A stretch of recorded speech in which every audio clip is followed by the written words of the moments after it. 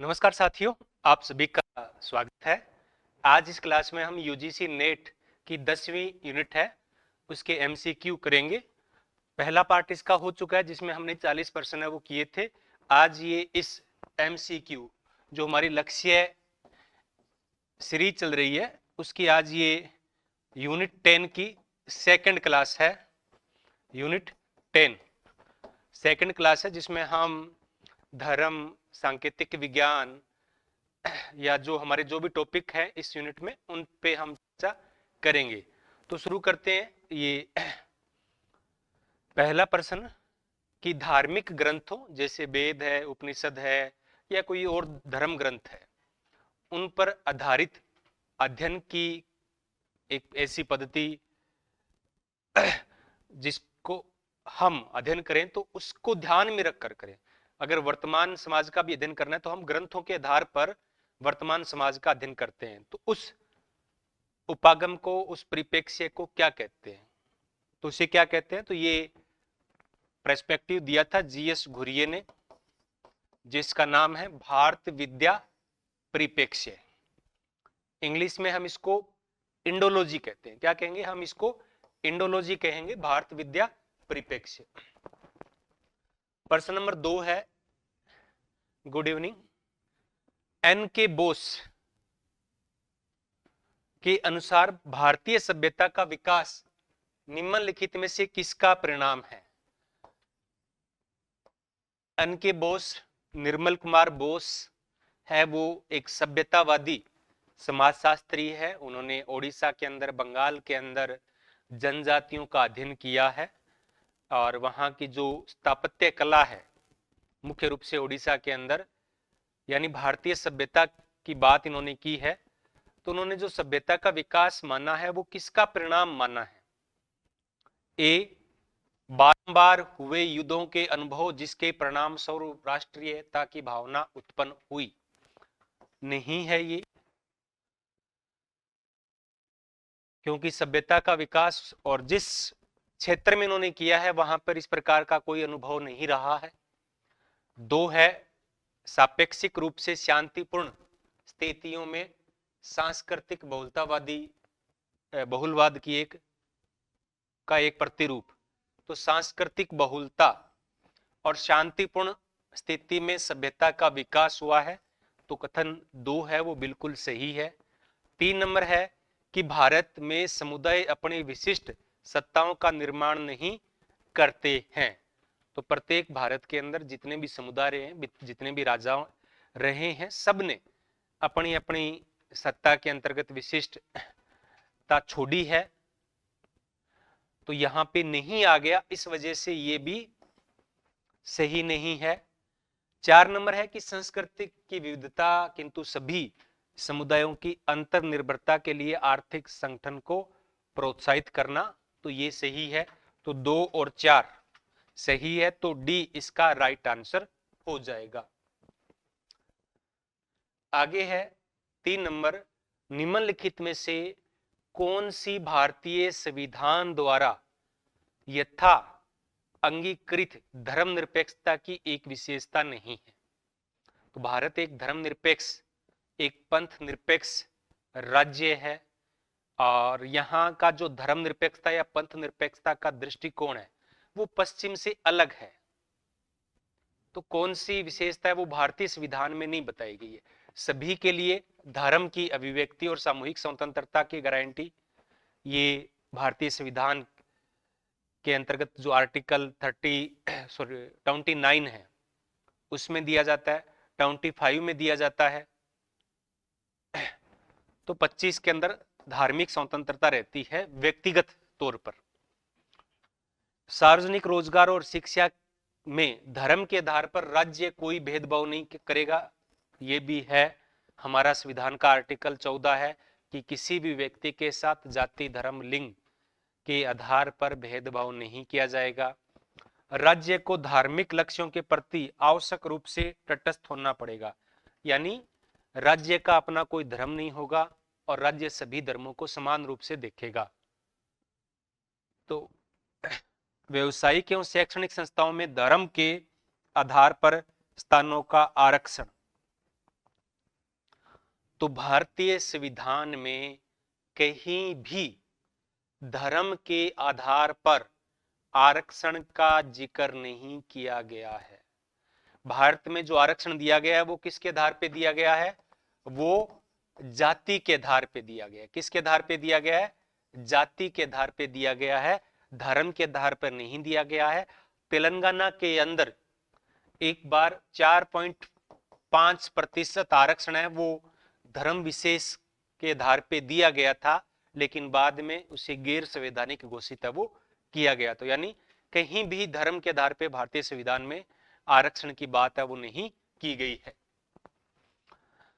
आगे है 4 नंबर, भाषाई विविधता का निम्नलिखित में से क्या अर्थ है? तो ये तो हम सभी समझते हैं, अधिक लोगों का एक भाषा में बोलना नहीं है, अधिक लोगों का 2 भाषाओं में बोलना नहीं है। भाषाई विविधता का मतलब यहाँ 1-2 भाषा नहीं है, बहुत सारी भाषाएं, तो लोगों द्वारा बोले जाने वाली अनेक भाषाएं, विभिन्न देशों की भाषाएं, ये भी सांस्कृतिक विविधता नहीं है। सांस्कृतिक विविधता, भाषाई विविधता का तात्पर्य होता है एक निश्चित पर्टिकुलर एरिया के अंदर अनेक भाषाओं के लोग है वो रहते हैं, अनेक भाषाएं बोलने वाले लोग है वो रहते हैं। आगे है कि धार्मिक अनुष्ठानों का प्रकार्य समाज के सदस्यों पर समाज की नैतिक श्रेष्ठता की अभिपुष्टि करना है। यह कथन निम्न में से किसका है? कि धार्मिक अनुष्ठान का प्रकार्य, तो अनुष्ठानों की प्रकार्य धार्मिक एकता की बात है वो किन्होंने की थी? अपने सभी को पता है कि इमाइल दुर्खिम ने जो सामूहिक प्रतिनिधान का सिद्धांत दिया था, सामूहिक प्रतिनिधान, तो उसमें उन्होंने कहा था कि धर्म है या कुछ इस प्रकार के तत्व हैं जो समाज के लिए प्रकार्य का कार्य करते हैं, समाज में एकता स्थापित करने का कार्य करते हैं, समाज को तोड़ने का कार्य नहीं करते हैं। 6 नंबर है कि भाषा और ज्ञान जैसे उपयुक्त सांस्कृतिक संसाधनों की कमी को क्या कहा जाता है? भाषा और ज्ञान जैसे उपयुक्त सांस्कृतिक संसाधनों की कमी को क्या कहा जाएगा? ए सांस्कृतिक भौतिकवाद, बी सांस्कृतिक वंचन, सांस्कृतिक लक्षण, सांस्कृतिक बहुलवाद। तो कमी यानी वंचित, वंचन, कमी मतलब वंचित होना, तो सांस्कृतिक वंचन इसे कहेंगे। आगे है 7 नंबर, मनुष्य का अनोखापन उसको संस्कृति के आधिपत्य में निहित होता है। मनुष्य का अनोखापन उसको उसकी संस्कृति के आधिपत्य में निहित होता है। ये कथन है वो किनका है? ए मैक्यायोर पेज का, बी बेनेडिक्ट का, सी इमाइल दुर्खिम का, डी किंग्सले डेविस का। तो ये कथन है वो किनका माना जाता है? तो ये डी इसका राइट ऑप्शन है, किंग्सले डेविस का। आगे है सूची ए का सूची बी के साथ में मिलान करना है, तो अपने को ये पता ही होगा कि मर्डो की पुस्तक है वो कौन सी है? सोशल स्ट्रक्चर है। Sociology of Hinduism and Buddhism ये पुस्तक है वो मैक्स वेबर की है। रिलीजन ऑफ इंडिया, हाँ ये पूरा नाम इसका ये हो जाएगा, ये मैक्स वेबर की है।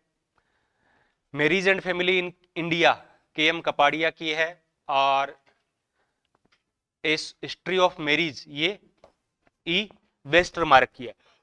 तो आप इसमें अंदाजा है वो लगा सकते हैं कि राइट आंसर क्या होगा, इसका मैं नहीं बताऊंगा। आगे है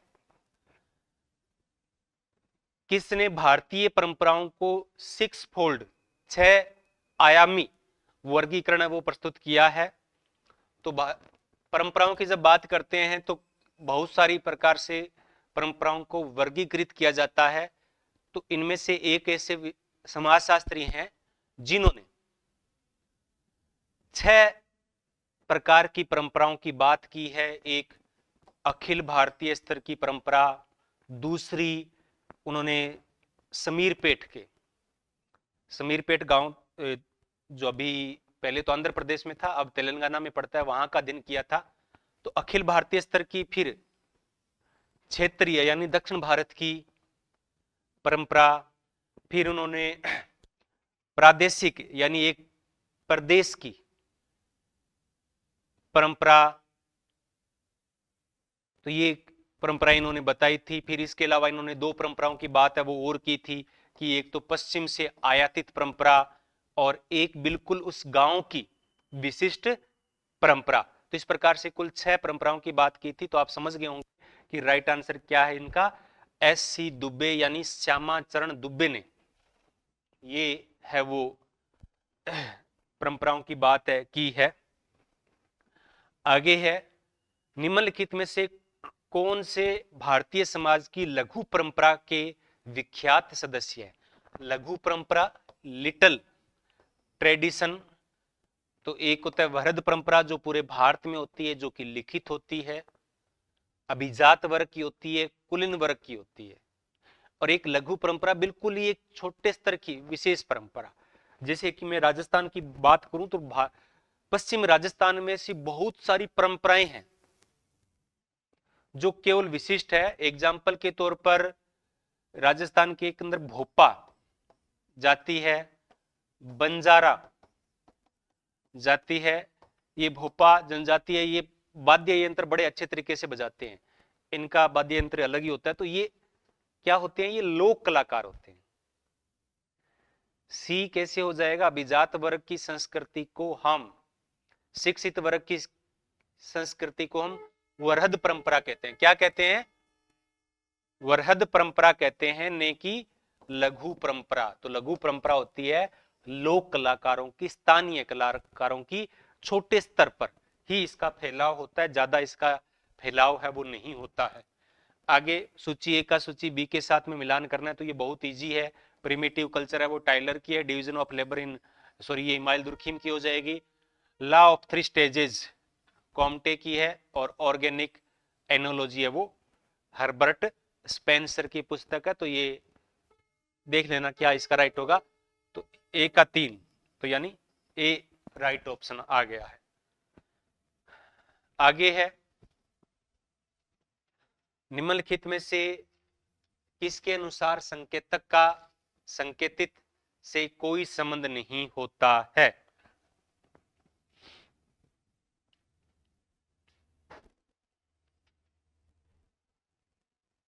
तो ये संकेतक और संकेतक की बात है वो किनके द्वारा की गई है? जैक डरिंडा की। किन्होंने की है? जैक डरिंडा ने विखंडनवाद का जिन्होंने बात किया था, तो उसमें कहा था कि जो विखंडन कर देते हम तब अर्थ कुछ और ही आता है। मैं कुछ बोल रहा हूं और आप अगर उसको विखंडित करेंगे तो उसका मीनिंग कुछ और निकल कर आएगा। 13 नंबर है कि कौन सा भारत में विविधता का स्रोत नहीं है? यानी भारत में अनेक प्रकार की विविधताएं हैं। हम पढ़ते भी हैं कि भारत एक सांस्कृतिक बहुलतावादी देश है। यहाँ पे अनेक संस्कृति, एक धर्म, अनेक जाति, अनेक जनजाति, अनेक समुदाय के लोग हैं वो रहते हैं। तो विविधता का स्रोत नहीं है, यानी भारत में एक विविधता का मतलब बहुत सारे प्रकार, टाइप्स। तो भारत में धार्मिक विविधता है क्योंकि यहाँ पे बहुत सारे धर्मों के लोग हैं वो रहते हैं। संस्कृति, तो जितने धर्म हैं उतने ही लोगों की अलग अलग संस्कृति है, उतनी भाषाएं हैं। तो राइट आंसर क्या हो जाएगा? राष्ट्रीय प्रतीक वो एक ही है। राष्ट्रीय प्रतीक में विविधता नहीं है, एकता है। तो ये विविधता का स्रोत नहीं है। क्या? राष्ट्रीय प्रतीक। 14 नंबर है, मिल्टन, सिंगर एवं मैरियट ने निम्नलिखित में से किन संकल्पनाओं का प्रयोग करके भारत में सामाजिक परिवर्तन का अध्ययन है वो किया है? तो किसका अध्ययन किया था? लघु और वृहद परंपरा जिसकी बात हम कर रहे थे। वैसे ये रेडक्लिफ ब्राउन ने सॉरी रॉबर्ट रेडफील्ड ने दिया था, लेकिन भारत के संदर्भ में ये मिल्टन सिंगर और मैकी मैरियट के द्वारा दिया गया है। आगे है 15 नंबर, विगत यानी पिछले किस विदेशी यात्री ने पाया कि विविधता में एकता भारत की आत्म तादात्म्य का अंग बन चुका है?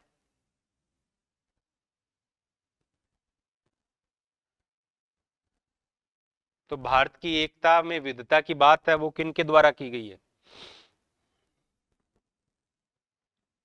उपयुक्त सभी, एन स्वांग, अल ब्रूनी, मेगास्थनीज, सबके द्वारा भारत में विविधता की एकता की बात है वो की गई है। आगे है संस्कृतिकरण का परिणाम है। तो संस्कृतिकरण का परिणाम क्या होगा? तो संस्कृतिकरण भारत में जातीय विचारधारा में परिवर्तन नहीं है, धार्मिक परिवर्तन नहीं है, संरचनात्मक परिवर्तन नहीं है, ये क्या है? ये सांस्कृतिक परिवर्तन है। क्या है ये सांस्कृतिक परिवर्तन है।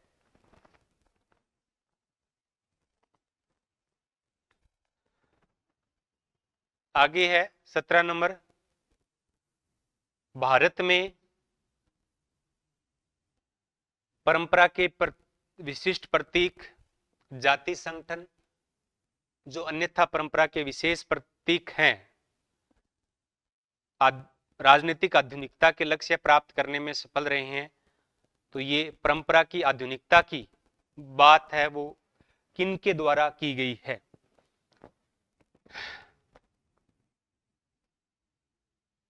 बिल्कुल राइट, सी, लॉयड आई रुडोल्फ के द्वारा। आगे है सांदर्भिक रूप से संस्कृतिकरण जाति की सांस्कृतिक गतिशीलता की एक धीमी और गैर प्रभावशाली प्रक्रिया है। किसने कहा कि संस्कृतिकरण भारत की सांस्कृतिक गतिशीलता की एक धीमी और गैर विशिष्ट प्रभावशाली प्रक्रिया है? नहीं, धीमी प्रक्रिया नहीं बताया, गैर प्रभावशाली प्रक्रिया नहीं बताया। एमएन श्रीनिवास ने यह कंसेप्ट दिया था, लेकिन ये जो दिए कहा है वो किसने कहा है? योगेंद्र सिंह ने कहा है गैर प्रभावशाली प्रक्रिया। एमएन श्रीनिवास ने तो इसे प्रभावशाली प्रक्रिया माना था। आगे है the scientific theory of culture and other essays. ये भी एक इंपॉर्टेंट पुस्तक है जो बार बार परीक्षाओं में पूछी जाती है, जो बार बार परीक्षाओं में पूछी जाती है। तो बताइए आप इसका राइट आंसर क्या होगा? ए और बी नहीं होगा, इन दोनों में आपको समानताएं मिलती है, तो इन दोनों में से ही आपको इसका आंसर है वो देखना पड़ेगा। बिल्कुल राइट, सी, मेलोवंस्की। आगे है निम्नलिखित में से कौन सा बंधु भावना गेमिन सॉफ्ट संबंधों का उदाहरण नहीं है? गेमिन सॉफ्ट जो कि टोनीज ने कंसेप्ट दिया था, और इसका इन्होंने हम कह सकते हैं तो ये समुदाय है जिसमें सामुदायिक भावना या भाईचारा बंधुत्व की भावना होती है। तो कौन सा है जो कि बंधुत्व की भावना को कम करता है? तो व्यक्तिगत संबंध होना, भावनात्मक संबंध होना, अनौपचारिक संबंध होना, ये समुदाय की विशेषता है। उपयोगितावादी है वो नहीं है। आगे है भारत में शिक्षा के निजीकरण के कारण निम्नलिखित विशेषताओं में से क्या उभरकर सामने आया है? ग्राम स्तर पर निजी विद्यालयों का खुलना, बाजार अनुसंधान का सामने आना, शैक्षणिक संस्थानों में तेजी से वृद्धि, गरीब छात्रों को छात्रवृत्ति प्रदान करना। तो देखो, जब से एजुकेशन का प्राइवेटलाइजेशन हुआ है, जब निजीकरण किस पे कार्य करता है? व्यक्तिगत लाभ के लिए कार्य करता है। उनको गरीब छात्रों से कोई लेना देना नहीं होता है। गरीब छात्र जाए भाड़ में, उनको तो अमीर छात्र जाए चाहिए जो ज्यादा पैसे दे सके। तो पहली तीन विशेषताएं उभर कर आई है, चौथी विशेषता नहीं आई है, ये प्रावधान नहीं करते हैं। तो 1 2 3 सी इसका राइट हो जाएगा। आगे है एथनिक प्लूरिटी इन इंडिया नामक पुस्तक के लेखक कौन है? यानी प्रजातीय विविधता, प्रजातीय विविधता।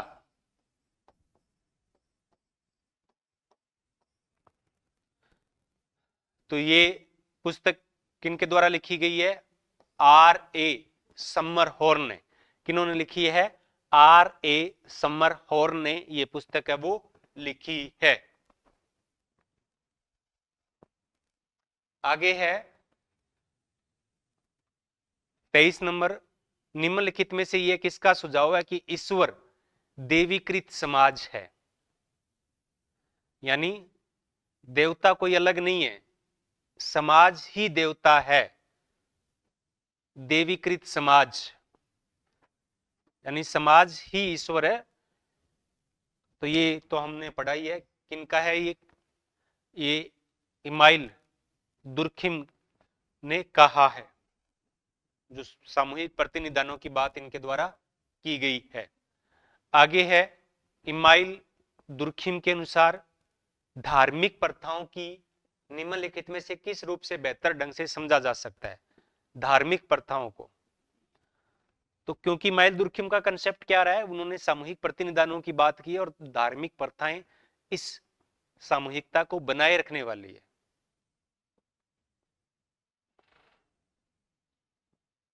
तो ये कौन सा होता है? सांसारिक समस्याओं से निजात दिलाना, आध्यात्मिकता की बात। ये धर्म का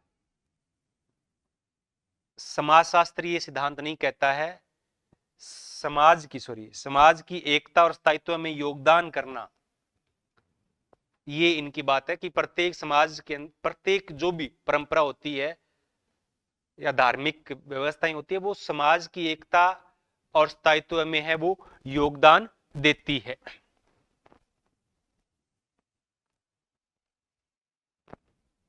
आगे सूची ए का सूची बी के साथ में मिलान करना है। तो ये एक प्रसिद्ध पुस्तक है इवान इलिच की डी स्कूलिंग सोसाइटी। क्या है? D schooling society. तो डी का 4, तो बी तो कट हो गया और डी भी कट हो गया। अब अपने पास 2 ऑप्शन बचते हैं। तो अगर ये अब आपको आगे, क्योंकि इसका तो अपने को पता था, तो 50% तो अपनी संभावना बन गई है। तो W.D. डगलस की है the home and the school. Hargreaves की है the social relation in the secondary school. और बाउल्स और गिटीज की है the schooling in capitalist America. तो यानी ए इसका राइट आंसर हो जाएगा। तो ये इंपॉर्टेंट है, पुस्तकें सारी की सारी। हमें एक का ही पता था ज्यादा, क्योंकि ये बहुत कम आती है। तो आपको ये अच्छे तरीके से याद होनी चाहिए। अगर 2 का याद होता है तो हमारा आंसर है वो बिल्कुल सही हो जाता है। 26 नंबर है कि सूची ए का सूची बी के साथ में मिलान करना है।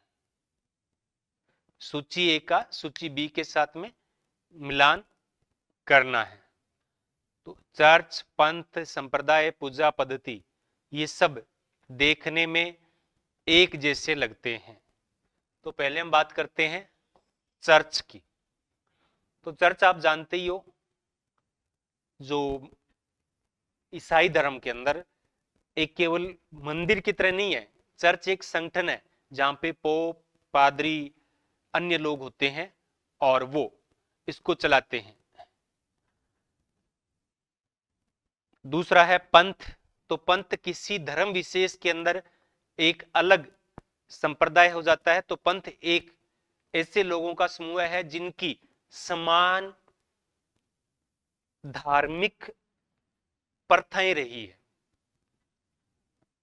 यानी वो एक जैसी पूजा प्रार्थना करते हैं, तो उनको हम एक पंथ कहते हैं। जैसे कि हिंदुओं की पूजा की जो पद्धति है वो एक अलग पद्धति है, सिखों की अलग है, जैनों की अलग है, बौद्धों की अलग है, इस्लाम मानने वालों की अलग है, ईसाई मानने वालों की अलग है।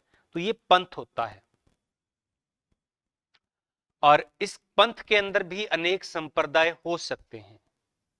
और फिर पूजा पद्धति तो एक प्रकार से बाहरी हो ही जाता है, जिससे हम ईश्वर की पूजा है वो करते हैं। तो अब इनमें हमें देखना है कि एक है सामान्यतः अधिक व्यक्तिगत परख होता है, और इसमें प्रखर परिभाषित विश्वास प्रणाली की कमी होती है। तो ये हो जाएगा पूजा पद्धति। क्या हो जाएगा? पूजा पद्धति हो जाएगा। तो 4 का 1 होगा। क्या होता है? ये व्यक्ति पूजा पद्धति व्यक्तिगत है, एक ही धर्म में एक ही संप्रदाय के लोग अलग अलग कर सकते हैं, और इसमें कोई परिभाषित विश्वास प्रणाली नहीं होती है भी क्यों हम इस प्रकार से पूजा है वो करते हैं।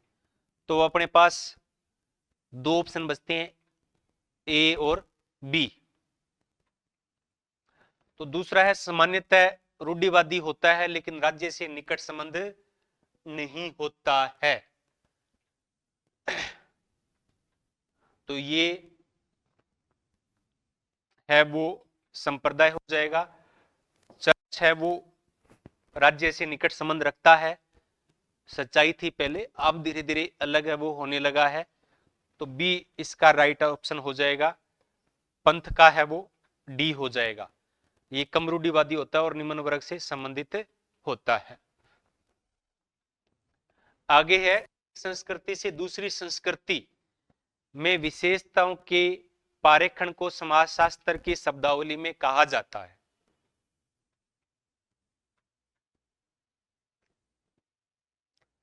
एक संस्कृति से दूसरी संस्कृति में विशेषताओं के पारेखण को यानी फैलने को समाजशास्त्र की शब्दावली में क्या कहेंगे? संस्कृतिकरण एक अलग कंसेप्ट है। आत्मसात्मीकरण का मतलब होता है कि एक संस्कृति जो पूर्ण रूप से दूसरे की संस्कृति में मिल जाती है, उसे आत्मसात्मीकरण नहीं कहेंगे। इसके लिए जो उपयुक्त शब्दावली है वो है विस्तरण। क्या है? विस्तरण, विस्तार होना, फैलाव।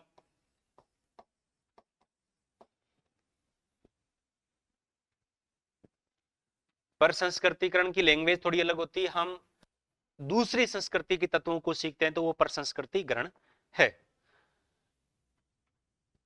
आगे सूची ए का सूची बी के साथ है मिलान करना है, ये भी बहुत आसान है। सांस्कृतिक विविधता है वो डीपी मुखर्जी की बात है। सामाजिक न्याय बी आर अम्बेडकर। पवित्रता और पुरुषन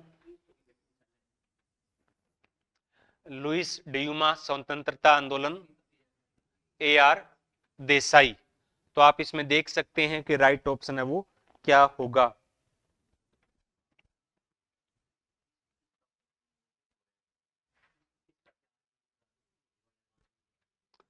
तो इसमें मैं नहीं बताऊं, आप देख सकते हैं कि इसका राइट आंसर क्या होगा, ए ही हो जाएगा।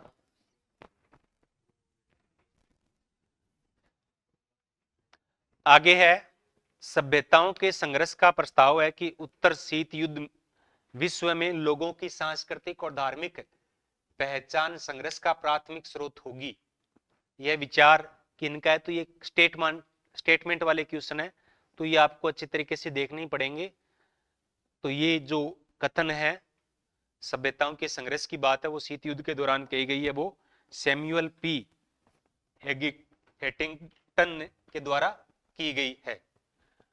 अब एक 30 नंबर है कि जजमानी प्रथा का सर्वप्रथम वर्णन। सर्वप्रथम जजमानी प्रथा की व्याख्या जाति समूहों के मध्य प्रतिमानित अंत्य क्रिया के रूप में किसने की थी? तो ये तो आप सभी को पता ही है कि 1936 के अंदर विलियम वाइजर, इनकी पुस्तक थी द हिंदू जजमानी सिस्टम, उसमें उन्होंने उत्तर प्रदेश में अध्ययन किया था और इसके आधार पर इन्होंने जजमानी प्रथा की बात है वो की थी। तो 30वें का क्या हो जाएगा, ए हो जाएगा। आगे है, ये प्रश्न में करवा चुका हूं, फिर दोबारा आ गया है कि किसने अपने सिद्धांत में अंत्य क्रिया अनुष्ठान, इंट्रैक्शन रिचुअल्स की अवधारणा का प्रयोग है वो किया। तो ये एक रॉबिन, पूरा नाम क्या हो जाएगा, रॉबिन कॉलिंस है, सॉरी हाँ, कॉलिंस का ये कंसेप्ट है अंत्य क्रिया अनुष्ठान, इंट्रैक्शन रिचुअल्स। आगे है 32 नंबर, किस सिद्धांतकार ने समसामयिक समाज को एक मर्त संस्कृति, डेड कल्चर बताया है, जिसकी मृत्यु सभी सामाजिक पृथकताओं और भेदभावों का उदाहरण है। तो डेड कल्चर या मृतक संस्कृति का कंसेप्ट है वो किन के द्वारा दिया गया है,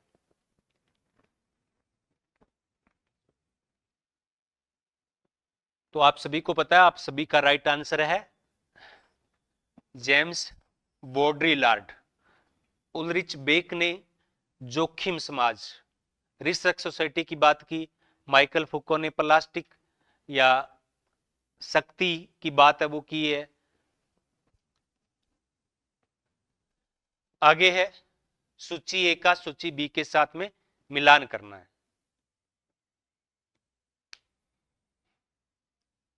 सूची ए का सूची बी के साथ में मिलान करना है। तो राष्ट्रीय शिक्षा नीति 1986 के अंदर बनी थी पहली, सॉरी दूसरी शिक्षा नीति, अभी लेटेस्ट बनी है वो 2020 में बनी है। राष्ट्रीय साक्षरता मिशन 1988, राष्ट्रीय स्वास्थ्य नीति 2002, राष्ट्रीय महिला विकास 2001। तो इन बी का है 2, बी का 2 है तो बी में आ रहा है, तो बी इसका राइट ऑप्शन आ जाएगा।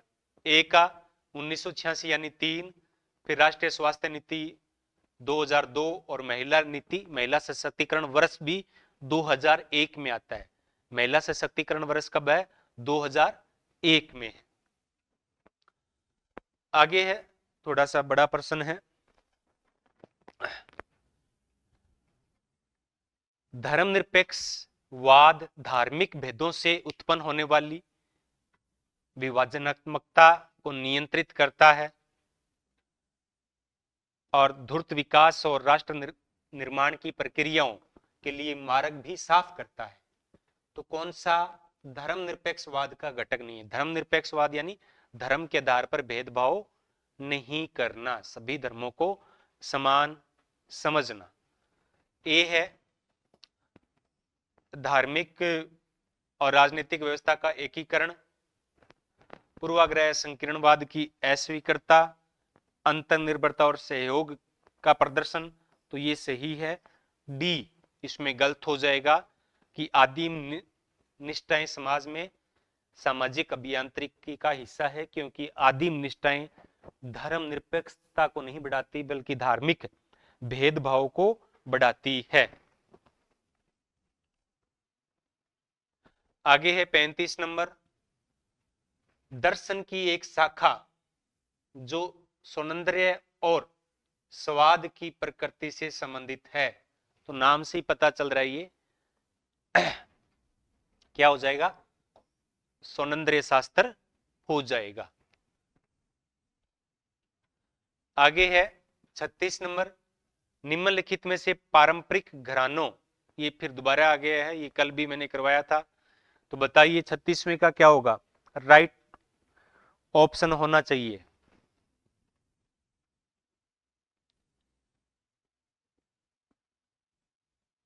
36वें का बताइए राइट आंसर क्या होगा। कल मैंने ये करवाया था, कल ही करवाया था, रिपीट हो गया आज।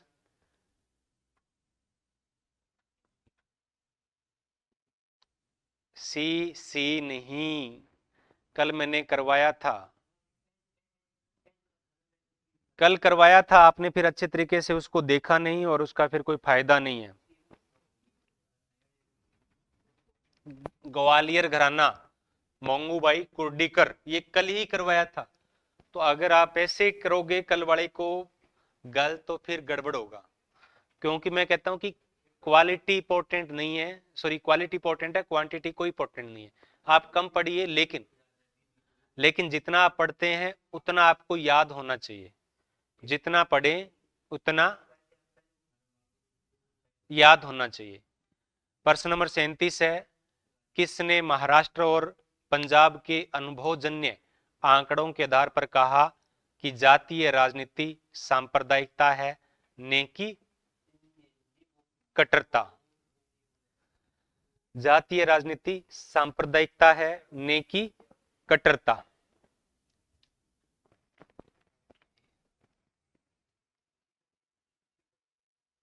किन्होंने किया? दीपांकर गुप्ता ने। डी। आगे है जल्लीकट्टी,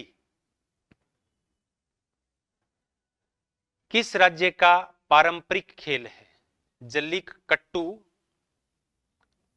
एक प्रकार का नौकायन नहीं, जल्लीकट्टू, इस पे काफी विवाद भी हुआ था।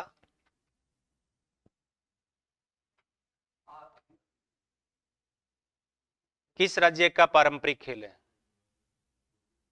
जल्लीकट्टू, जिसमें जान जाने का भी खतरा है वो रहता है, सांड पर बैठ के या उसको रोकने का या काबू करने के लिए सब प्रकार से किया जाता है, और उसमें कई सारे लोग हैं वो घायल भी होते हैं। तो ये जल्लीकट्टू खेल है वो किनका है? तमिलनाडु का है। किनका है? तमिलनाडु का पारंपरिक गेम है, जिसपे एक बार सुप्रीम कोर्ट ने रोक लगा दी थी, लेकिन बाद में ये रोक उन्होंने हटा ली थी। बाद में इन्होंने ये रोक है वो हटा ली थी। ये पारंपरिक खेल है, जैसे कि मैं टेलीग्राम पे डालता रहता हूँ, मिजोरम का भी डाला था मैंने, एक अलग से ही प्रकार का होता है। ये असम का भी हुआ है, कर्नाटक का ओमन है, तो त्योहार है, उनके गेम है, मार्शल आर्ट से संबंधित है, तो ये सब इंपॉर्टेंट है। 39 नंबर है, दुर्खिम के अनुसार अनुष्ठान में महत्व की इकाई है। अनुष्ठान में महत्व की इकाई क्या है? तो अनुष्ठान में इसको हम बोलते हैं प्रकार्य। क्या बोलेंगे इसको हम? प्रकार्य बोलेंगे, कार्य। 40 नंबर है, धर्म की चर्चा करते समय नैतिक विचारों के विकास पर किसने ध्यान दिया? धर्म की ये पुस्तकें करवाई थी, उसमें मैंने करवाया था इंपॉर्टेंट में, जो इंपॉर्टेंट मैंने फैक्ट करवाए थे उसमें से ये करवाया था कि धर्म की नैतिक विचारों के विकास पर किसने जोर दिया है? किसने जोर दिया? एल.टी. होबहाउस ने। एल.टी. होबहाउस ने। सी इसका राइट ऑप्शन हो जाएगा। तो आज मैं 40 ही क्वेश्चन लाया हूं, थोड़ा जल्दी हो रही है आज की क्लास हमारी समाप्त। कल हम किसी एक नई यूनिट के साथ है, इसका संडे को टेस्ट होगा, 10 यूनिट के हम आपके उस पर डाल देंगे, तो आप इसका टेस्ट है वो दीजिएगा। 2-3 क्वेश्चन इसमें जरूर आते हैं, तो प्रत्येक प्रश्न है वो इंपॉर्टेंट हो जाता है। तो आज की क्लास यहीं समाप्त करते हैं, धन्यवाद।